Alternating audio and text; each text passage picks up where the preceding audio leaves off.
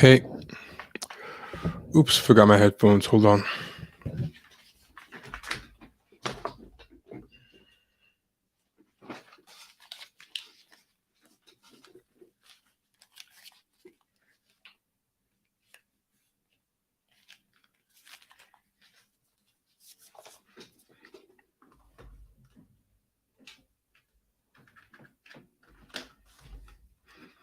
Test. Okay.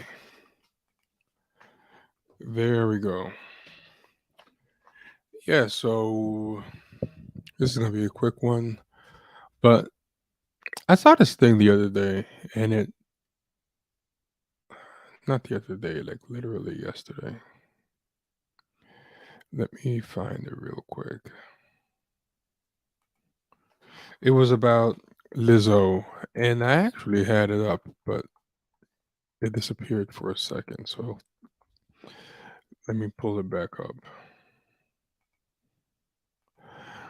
But there was this story that happened with Lizzo, and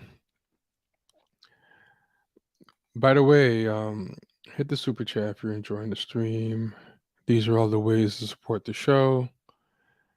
And like, comment, share, subscribe. All that's appreciated. And then you can also support the show even when it's not live. We now have an enabled thing that allows you to give a donation even on the replay. So keep that in mind if you're watching this on a replay. But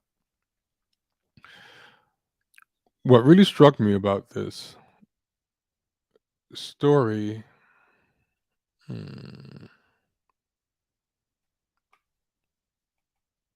Give me a second.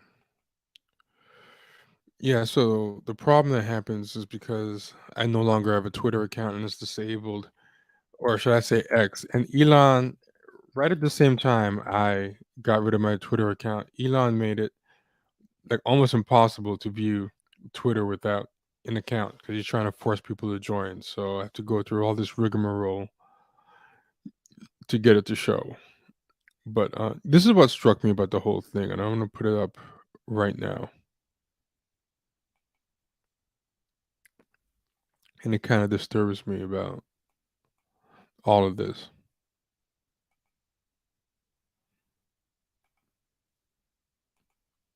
So here it goes.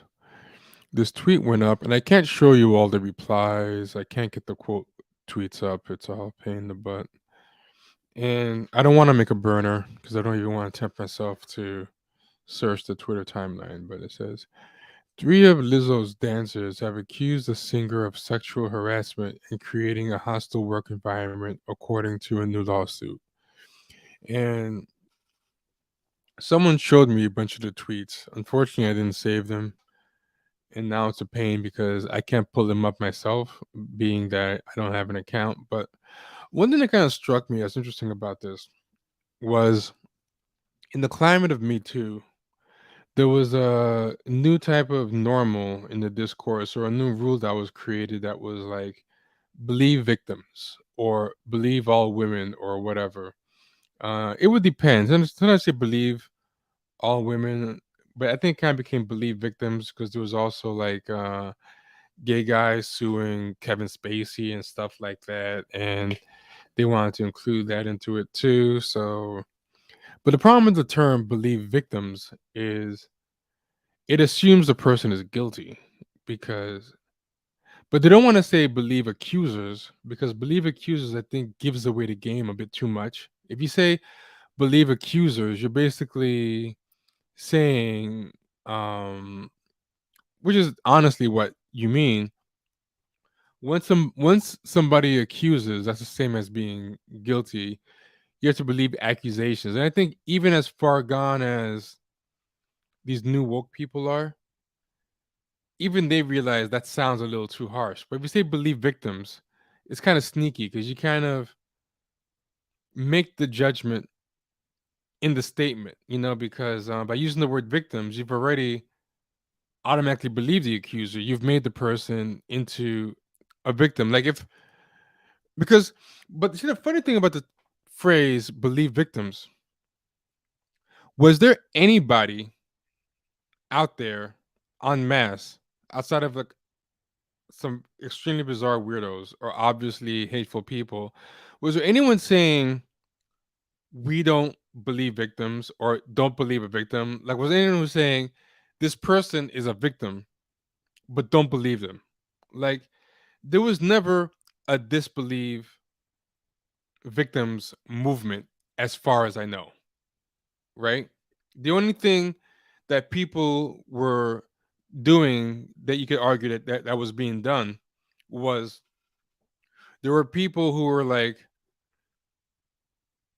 I refuse to automatically believe accusers, or I automatically disbelieve accusers.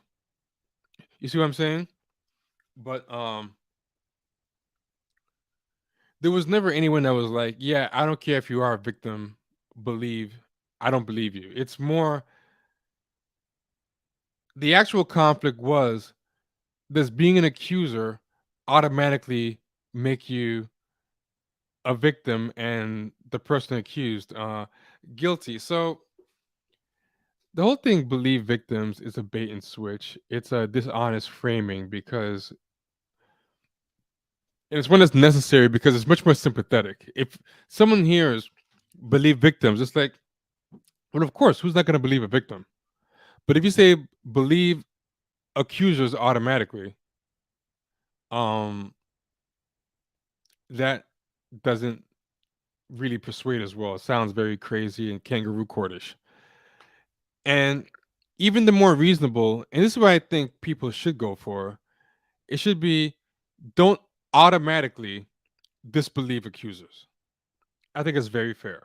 You don't automatically believe them, but you don't automatically dismiss them either. And you're like, we are going to take this seriously and investigate it seriously without presuming guilt and examine all the evidence. This person is the accused is still innocent until proven guilty, but that presumption of innocence doesn't mean that we treat the accuser like they're an automatic liar. They have to be taken seriously. But the problem is, a lot of people, that's still too much for them. A lot of people, they want the ability to accuse with impunity and be taken seriously. Like, that's the power. Um yeah, someone said believe victims is a version of when do you stop beating your wife. Exactly. But I can't pull it up here because I don't have access to Twitter. But one thing I find interesting was when I read this story,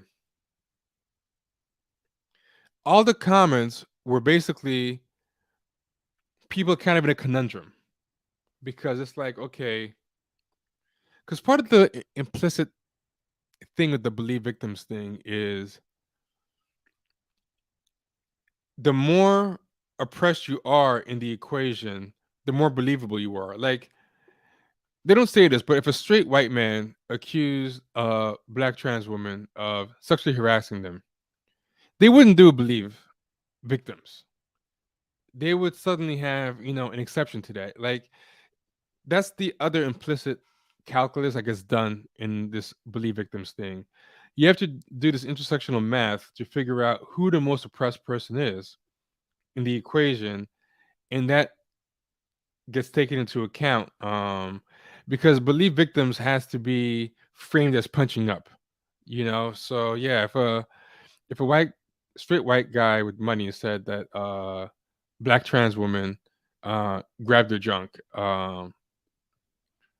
then somehow they would frame it to say that, the straight white guy was doing something wrong by making the accusation, like, so I know there's a lot of confusion with this because the usual suspects don't know who's punching up and who's punching down here.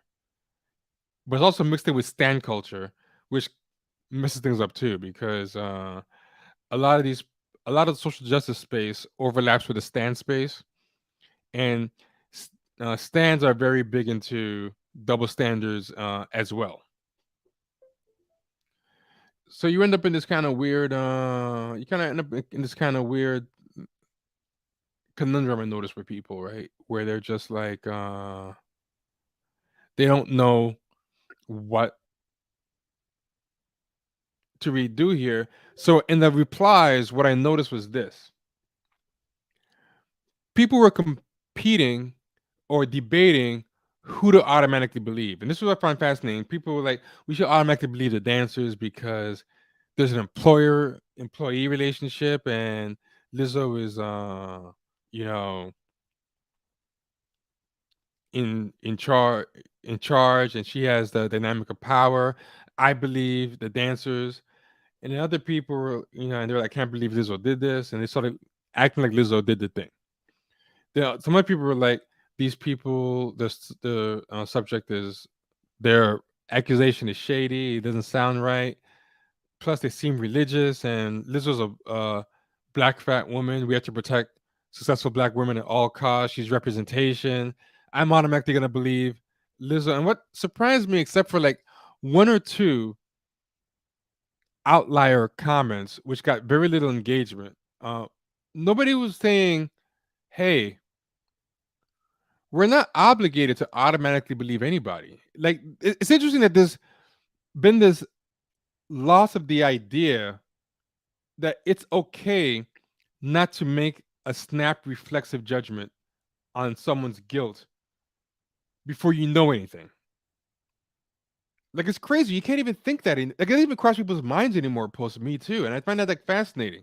Like, you know, the option of, "Hey, I hope this is not true, but let's wait and see," or, "This wouldn't surprise me if it was true, but let's see what happens." Like, that's not an option anymore. And it's the most bizarre thing, especially because it's very popular among so-called progressive people who, usually the people that you think would be against unjust accusations, against false imprisonments, false criminal charges, because it's usually oppressed people who get the most railroaded by disingenuous or fake accusations. And it's become the purview of the social justice crowd to encourage the most punitive reflexive response, and it's very, very bizarre. So yes, it was just, and I think this is the most damaging, weirdest thing, like this idea that you have to. And I've seen people who say, "Hey, I'm not going to treat this person like they're guilty until there's proof."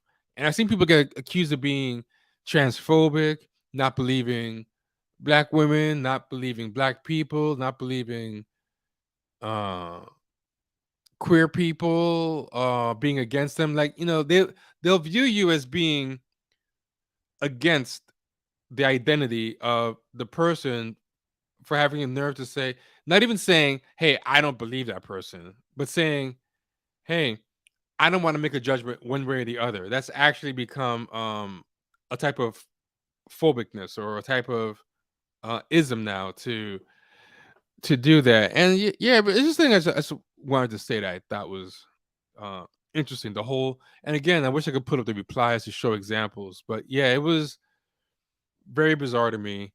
If you find this tweet, you can look for yourself. Just people trying to make cases. Like, people weren't making cases with evidence. They weren't saying, "Well, here's the evidence we know. This is why I think Lizzo's guilty," or "This is the evidence we know. This is why I think Lizzo's not guilty." But starting with why, based on identity and circumstances, they were automatically believing who they were going to believe.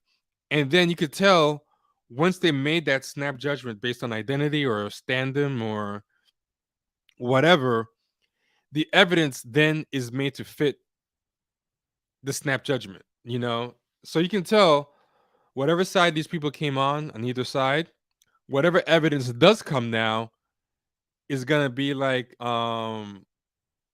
made to support through confirmation bias or selective bad faith reasoning, the preconceived thing. And I just kind of want to know in the comments and the chat in general what people kind of think about this. Am I wrong? Am I imagining that this is the new normal, that this is the new discourse?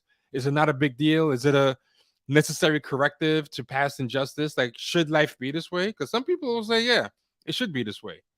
A lot of people have the two wrongs make a right mindset where, hey, we as oppressed people have been or left-leaning people, whatever, we've been the victims of unjust accusations and knee-jerk presumptions of guilt for decades or centuries. And true equality is for us to now hold the hammer, to hold the gun, So yeah, someone said we're in the hot take era, and that's totally true. So yeah, that's it. I promise it would be short, and it is.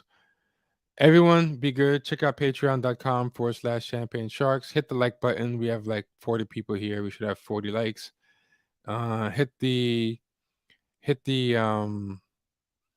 super chats if you haven't. All that stuff is pretty.